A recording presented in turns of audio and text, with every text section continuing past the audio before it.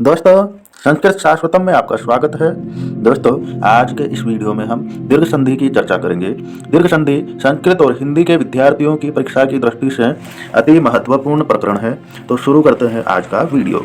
दोस्तों, दीर्घ संधि को अच्छे से समझने के लिए पहले हम इसके कुछ उदाहरणों को देखते हैं जो हम अक्सर काम में लेते रहते हैं। हमारा सबसे प्रथम उदाहरण है उप प्लस अधि।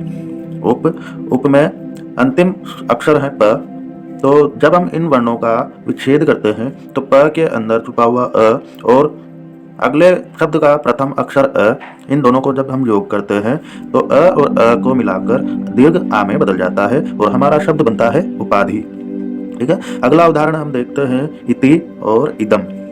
इति इस शब्द में अंतिम वर्ण है ति, जिसमें स्वर को देखें तो अंतिम जो वर्ण है उसमें स्वर है ई।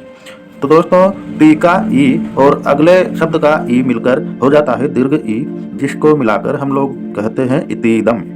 ठीक है, तो दोस्तों मुझे बताया आप लोगों को यहाँ पर समझ में नहीं आएगा। अब हम इसको दीर्घ संधि को नियमबद्ध करते हैं। हमने अभी तक केवल इसके उदाहरण देखे हैं, हम इसके नियमों पर आगे चलते हैं। तो दोस्तों, हमने उपरोक्त उदाहरणों में देखा कि दो समान स्वरों का क्रमशः योग करने पर दीर्घ स्वर हो जाता है।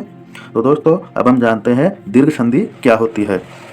दोस्तों, दीर्घ संधि का विधायक सूत्र होता है अकः सवर्णे दीर्घः, अर्थात अक प्रत्याहार के बाद कोई समान स्वर आने पर दोनों के संयोग से अर्थात दोनों को मिलाने पर दीर्घ स्वर हो जाता है। दोस्तों, अब हम उदाहरण को देखते हैं। जैसे अक प्रत्याहार में वर्ण हमारे पास में आते हैं अ, ई, उ, री और लृ। तो दोस्तों, ये कह रहा है सूत्र कि अक प्रत्याहार के बाद में कोई समान स्वर आ जाने पर दीर्घ स्वर में परिवर्तित हो जाता है। अर्थात अक प्रत्याहार के अ, ई, उ, री और लृ इन स्वरों के बाद में यदि कोई इन्हीं के समान स्वर आ जाए तो उसका दीर्घ हो जाता है। जैसे अ के बाद में अ आ जाए या आ जाए, या फिर दोस्तों जैसे अ या आ के बाद अ या आ जाए तो वहां पर दीर्घ हो जाता है, अर्थात आ में परिवर्तित हो जाता है। वैसे ही ई या दीर्घ ई के बाद ई या दीर्घ ई का जो योग करते हैं तो वो भी दीर्घ ई में परिवर्तित हो जाता है।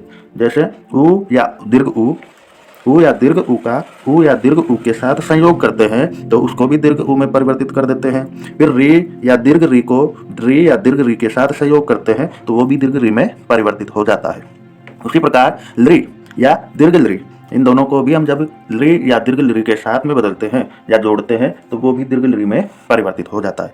दोस्तों, दीर्घ संधि का सार हम समझें तो केवल इतना सा है कि जब भी कोई दो समान स्वर तो हम योग करते हैं, अर्थात जब कोई दो शब्द हम लोग जोड़ते हैं तो उनका प्रथम शब्द का अंतिम वर्ण और द्वितीय शब्द का प्रथम वर्ण यदि समान है या इधर भी अ और इधर भी अ आ जाए तो वो दीर्घ स्वर में परिवर्तित हो जाता है। जैसे उदाहरण के लिए हम लोग देखते हैं राम प्लस आदेश या राम और आदेश शब्दों को जब हम संयोग करते हैं या इनकी संधि करते हैं तो राम शब्द के म में छुपा हुआ अ और आदेश शब्द का प्रथम आ, और आ को जब मिलाते हैं तो हमने नियम के अनुसार जाना था कि समान स्वर आ दीर्घ में बदल जाता है। तो राम शब्द का अ जब आदेश शब्द के आ से मिलेगा तो वो हो जाएगा आ, और उस आ को हम राम में मिलाएंगे तो वो हो जाएंगे रामादेश। ठीक है, तो इस प्रकार हमारा शब्द बनता है राम और आदेश से मिलकर रामादेश है। वैसे ही चमू और उदय शब्द को मिलाने पर चमू का उ और उदय का उ, इन दोनों को मिलाने पर दीर्घ उ हो जाता है। तो चमू और उदय शब्द को जब हम योग करते हैं तो वो हो जाते हैं चमूदय। उसी प्रकार श्री और ईश शब्द को जब हम जोड़ते हैं तो वो दोनों शब्द दीर्घ हो जाएंगे। तो श्री और ईश से मिलकर जो हमारा शब्द बनेगा वो होगा श्रीसह। तो दोस्तों, आशा करता हूँ आपको दीर्घ संधि की सामान्य जानकारी हो गई होगी। इसी प्रकार की संस्कृत से जुड़ी हुई जानकारी को प्राप्त करने के लिए हमारे चैनल को सब्सक्राइब करें, संस्कृत शाश्वतम।